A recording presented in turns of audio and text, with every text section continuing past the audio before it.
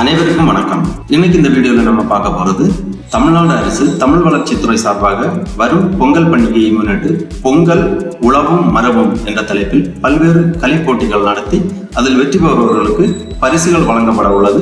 அதற்கு யார் யார் விண்ணப்பிக்கலாம், அதோட தகுதிகள் என்ன அப்படிங்கிற முழு தகவல்களையும் தெளிவா இந்த வீடியோல நம்ம பார்க்கலாம். இந்த வீடியோவை முழுசா பாருங்க. இந்த வீடியோவை நிறைய பேருக்கு ஷேர் பண்ணுங்க.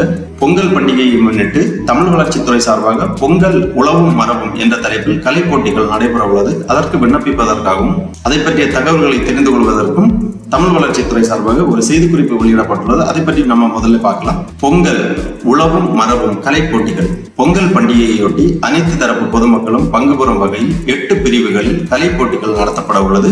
அதில் சிறந்த படைப்பை படைத்த படைப்பாளிகளை மாண்புமிகு தமிழ் வளர்ச்சி மற்றும் செய்தித்துறை அமைச்சர் அவர்கள் நேரில் பாராட்டி சான்றிதழ் மற்றும் பதக்கம் வழங்க உள்ளார்கள்.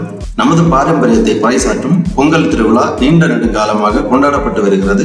இந்த விழா நமது வாழ்வியலோடு குறிப்பாக நிலத்தையும் அதன் உயிர் நாடியான உழவு தொழில் செய்து வரும் சமூகத்தையும் இணைத்து நன்றி தெரிவிக்கும் விழாவாகும். உழவர்கள் தமது உழைப்பிற்கும் தங்களுக்கு உதவிய இயற்கை மற்றும் கால்நடைகளுக்கும் நன்றி தெரிவிக்கும் வகையில் இந்த விழாவை கொண்டாடி மகிழ்ந்து வருகின்றனர். உழவர்கள் மழையின் உதவியால் உழைத்து பயிரிட்டு சேர்த்த நெல்லை வீட்டிற்கு கொண்டு வந்து தமது உழைப்பின் பயனை அனுபவிக்க தொடங்குவார்கள். தை முதல் நாளில் நல்ல விளைச்சல் கொடுத்தமைக்காக பூமி, சூரியன், உதவிய கால்நடைகள் போன்றவற்றிற்கு நன்றி தெரிவிக்கும் விதமாக பொங்கல் படைத்து வழிபடுவார்கள்.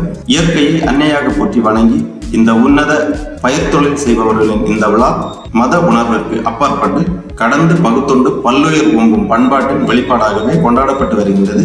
நமது பண்பாட்டு விழுமியங்களான வீரம், கொடை, உழைப்பு ஆகியவற்றை உணர்த்தும் இந்த பொங்கல் திருவிழாவுக்கு பெருமை சேர்க்கும் வகையில் செய்தி மக்கள் தொடர்புத்துறை சார்பாக கோல போட்டி, ஓவிய போட்டி, புகைப்பட போட்டி, ரீல்ஸ் போட்டி, பாரம்பரிய உடை போட்டி, மண்பானை அலங்கரித்தல் போட்டி, சுயமி போட்டி, ஆவணப்படங்கள் முதலிய கலை போட்டிகள் நடத்தப்படுகின்றன.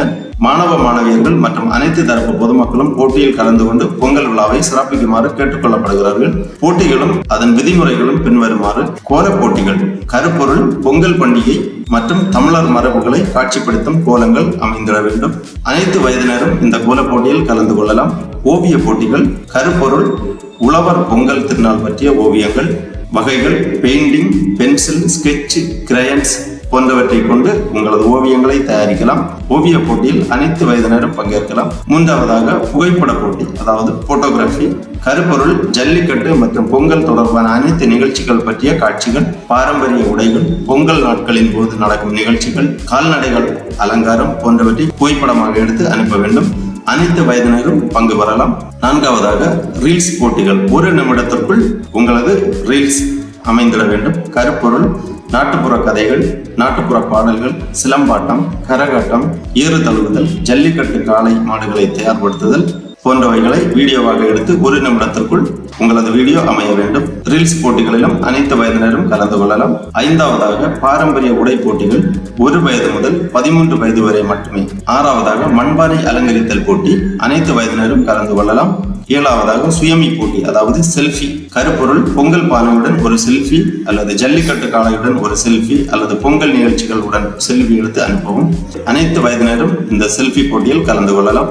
எட்டாவதாக ஆவணப்படம், அதாவது டாக்குமெண்டரி. கருப்பொருள் தமிழ்நாடு பொங்கல் பண்டிகையை எவ்வாறு சிறப்பாக கொண்டாடுகிறது, ஜல்லிக்கட்டு விளையாட்டு, ஜல்லிக்கட்டு காளைகள் குறித்த பதிவுகள் ஆவணப்படமாக அமைதல் வேண்டும். அனைத்து வயதினரும் பங்கு பெறலாம். போட்டிகளில் அனைவரும் பங்கு பெற்று பொங்கலை கொண்டாடி மகிழலாம். படைப்புகள் வேறு எவராலோ வேறு எங்கும் இதற்கு முன்னர் பதிவிட்டதாக இருத்தல் கூடாது. உங்கள் சுயமான படைப்பாக இருக்க வேண்டும். போட்டியாளர்கள் தங்கள் படைப்புகளை 20/1/2025க்குள் கீழ்கண்ட QR கோடை ஸ்கேன் செய்து விண்ணப்பத்தினை பூர்த்தி செய்து அனுப்பி வைக்கலாம். அதாவது இந்த QR கோடு கொடுத்திருக்காங்க. இந்த QR கோடை நீங்க ஸ்கேன் பண்ணீங்கன்னா உங்களது மொபைலில் இதற்கான லிங்க் வெளிப்படும். கூகுள் ஃபார்ம் ஃபார்மேட்டில் இந்த விண்ணப்ப படிவம் ஓபன் ஆகும். அந்த விண்ணப்ப படிவத்தை நீங்கள் பூர்த்தி செய்து சமர்ப்பிக்க வேண்டும். அல்லது போட்டியாளர்கள் tndip.pongal2025@gmail.com என்ற மின்னஞ்சலிலும் உங்களது படைப்புகளை அனுப்பி வைக்கலாம். இவ்வாறு இந்த செய்தி குறிப்பில் குறிப்பிடப்பட்டுள்ளது. ஆகவே பொதுமக்கள் அனைவரும் இந்த கலை போட்டிகளில் பங்கு பெற்று வெற்றி பெறுமாறு கேட்டுக்கொள்ளப்படுகிறார்கள். இனி இதற்காக இந்த QR கோடை ஸ்கேன் செய்து இணையதளம் வழியாக எவ்வாறு நாம் விண்ணப்பிக்கலாம் என்பதை பற்றி பார்க்கலாம். இதுதான் அந்த இணையதள லிங்க். இந்த லிங்கை நான் டிஸ்கிரிப்ஷன்ல கொடுக்குறேன். அந்த QR கோடை நீங்க ஸ்கேன் பண்ணீங்கன்னா இந்த இணையதள பக்கம் ஓபன் ஆகும். இந்த இணையதள பக்கத்தில் விவரங்கள் எல்லாமே கொடுக்கப்பட்டுள்ளது. போட்டிகள் பற்றிய விவரங்கள் எல்லாமே கொடுக்கப்பட்டுள்ளது. ஏற்கனவே நாம் அந்த நோட்டிபிகேஷன்ல பார்த்த மாதிரி 8 போட்டிகளுக்கான விவரங்கள் எல்லாமே கொடுக்கப்பட்டுள்ளது. கீழே அதற்கான விண்ணப்ப படிவமும் கொடுக்கப்பட்டுள்ளது. இதுதான் அந்த விண்ணப்ப படிவம். ஃபர்ஸ்ட்ல இமெயில் கேட்டிருக்காங்க. உங்க இமெயில் ஐடி என்டர் பண்ணிக்கோங்க. அப்புறம் பெயர் என்டர் பண்ண வேண்டும். இந்த ரெட் கலர் ஸ்டார் கொடுத்துருக்கிறது எல்லாமே மேண்டேட்டரியா என்டர் பண்ண வேண்டும். அப்புறம் கான்டாக்ட் டீடைல்ஸ், தொடர்பு விவரங்கள் கேட்குறாங்க. தொலைபேசி எண், தற்போதைய முகவரி, மாவட்டம், போட்டியின் வகை, உங்க மாவட்டத்தை செலக்ட் பண்ணிக்கோங்க. அப்புறம் போட்டியின் வகை செலக்ட் பண்ணிக்கோங்க. 8 விதமான போட்டிகள் இருக்கு. உங்களுக்கு விருப்பமான போட்டிகளை நீங்கள் தேர்ந்தெடுக்கலாம். அதன் பிறகு நெக்ஸ்ட் பண்ணீங்கன்னா அந்த போட்டி குறித்த விவரங்கள் எல்லாமே நீங்க அப்லோட் பண்ற மாதிரி இருக்கும். எல்லாமே சக்சஸ்ஃபுல்லா என்டர் பண்ணி சப்மிட் பண்ணிக்கோங்க. கேட்டிருக்கக்கூடிய விவரங்கள் எல்லாமே சரியாக என்டர் செய்து உங்க விண்ணப்ப படிவத்தை சப்மிட் பண்ணிக்கோங்க. உங்களுக்கு இமெயில் வழியா கன்ஃபர்மேஷன் கிடைக்கும். அதன் பிறகு உங்களது போட்டி பற்றிய விண்ணப்பங்களை பரிசீலனை செய்து வெற்றி பெறுபவர்களுக்கு செய்தித்துறை அமைச்சர் அவர்களால் பாராட்டு சான்றிதழும் பதக்கமும் வழங்கப்படும். ஆகவே பொதுமக்கள் அனைவரும் இந்த பொங்கல் உழவும் மரபும் என்ற கலை போட்டிகளில் கலந்து கொண்டு வெற்றி பெறுமாறு கேட்டுக்கொள்ளப்படுகிறார். ஓகே நண்பர்களே, இந்த வீடியோ உங்களுக்கு உபயோகமா இருந்துச்சுன்னா லைக் பண்ணுங்க, ஷேர் பண்ணுங்க. அனைவருக்கும் இனிய பொங்கல் நல்வாழ்த்துக்கள்.